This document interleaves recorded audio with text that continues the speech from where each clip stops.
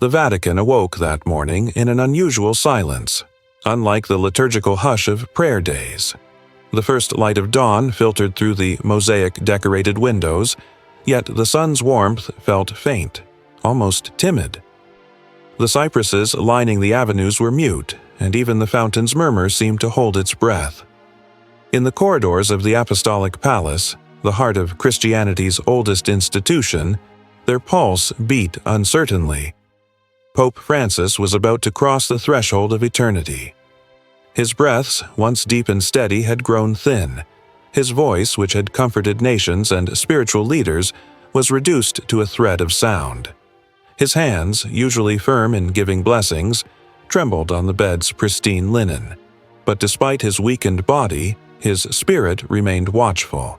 Suddenly, he opened his eyes and spoke words that stunned those present. He did not ask for a confessional, nor for one last homily. He asked only for his faithful friend, the dog, to be brought to him. "Bring my dog, Esteban," he said in a faint voice. The assembly of doctors, cardinals, and aides froze. None had ever seen the Pope issue such an order at such a solemn moment. Esteban had appeared 6 years earlier in the Vatican gardens, thin, limping, and collarless. Security personnel considered driving him away and suggested veterinary services intervene, but Jorge Mario Bergoglio, on that first day of his stroll, stopped the dog with a penetrating look. In Spanish, he had asked, "Está bien?" An invitation to come closer. The frightened but curious dog summoned his courage and put forth a paw. From that moment on, Pope Francis called him Esteban, turning that gentle sound into an Italian name.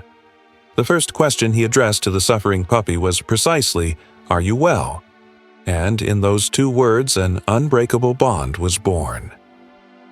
During the hours of his walks, the Pope's pontificate also became the story of two solitudes meeting, a man and a dog, each bearing invisible wounds.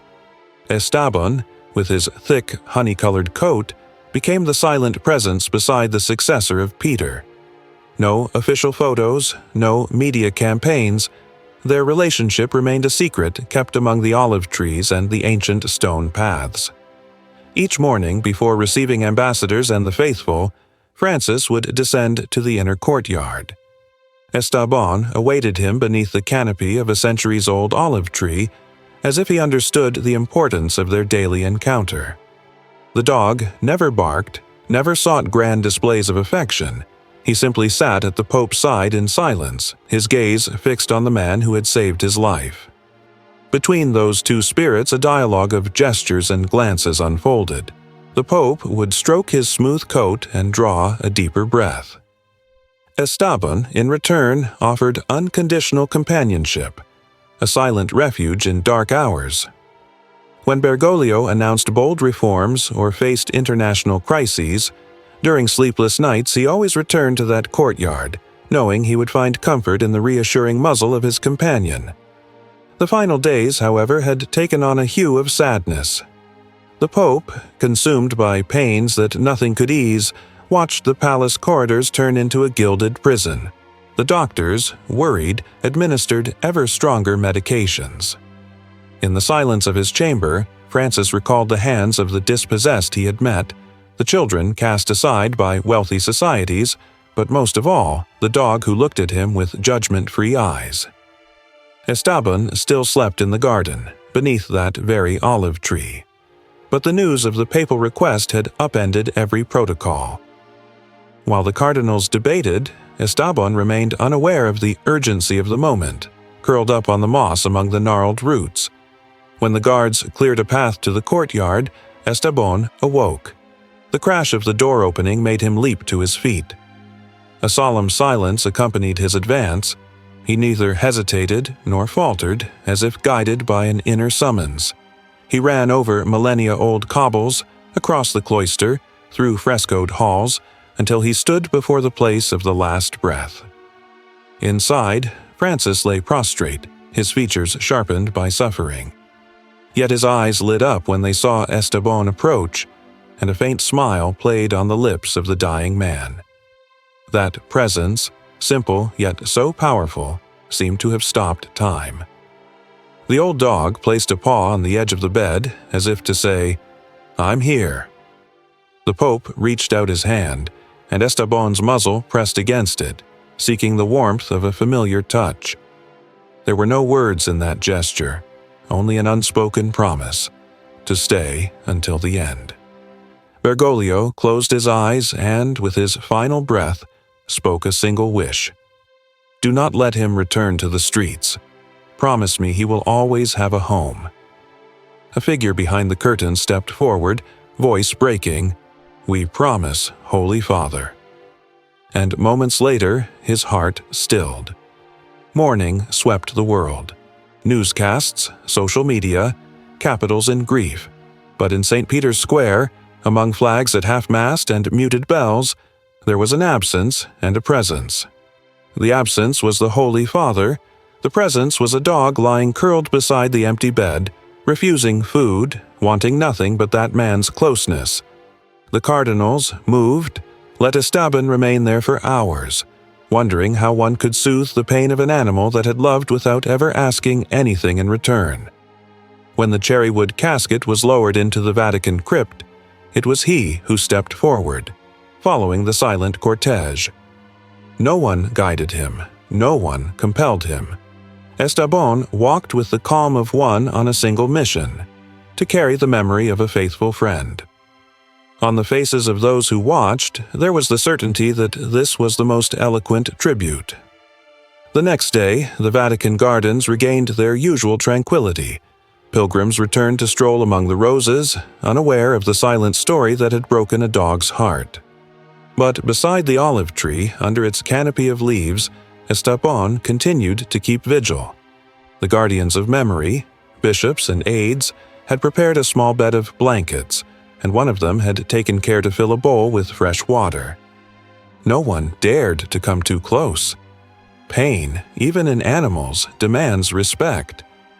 In silence, many left a flower by the fence, a simple gesture like the ones those two friends, a man and his dog, had taught. Love needs no words. In the time that followed, Esteban became a discreet guardian. The Vatican hierarchy, honoring the Pope's last wish, decided that he would remain in those gardens forever, cared for as part of Francis's legacy. A green area facing the pontiff's favorite bench was set aside for him, and a small bronze plaque was placed there bearing the words, "Here they sat. One spoke to millions, the other listened in silence." Thus, among flower beds and pale stone walkways, the memory of that friendship became legend, not in history books, but in the hearts of those who passed by. Whenever a visitor stopped, someone would tell the story of Pope Francis and the dog with deep, knowing eyes, born from an Argentine Esteban, and transformed into a symbol of love that transcends titles and borders. Today, beneath that same olive tree, Esteban rests in the shadow of St. Peter's dome. Sometimes he lifts his gaze toward the sky, as if awaiting a call never forgotten. Around him, bishops take turns performing small acts of care, a handmade biscuit, a whispered, "Good morning." He is not a guest, but part of a story that continues to speak.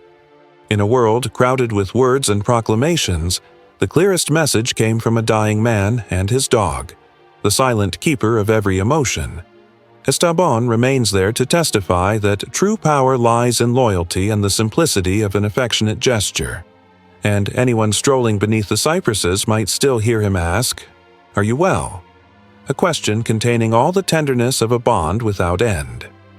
The day after the funeral, as the last stalls filled with candles were taken down and pilgrims silently left the square, life in the Vatican courtyard tried to resume its pace.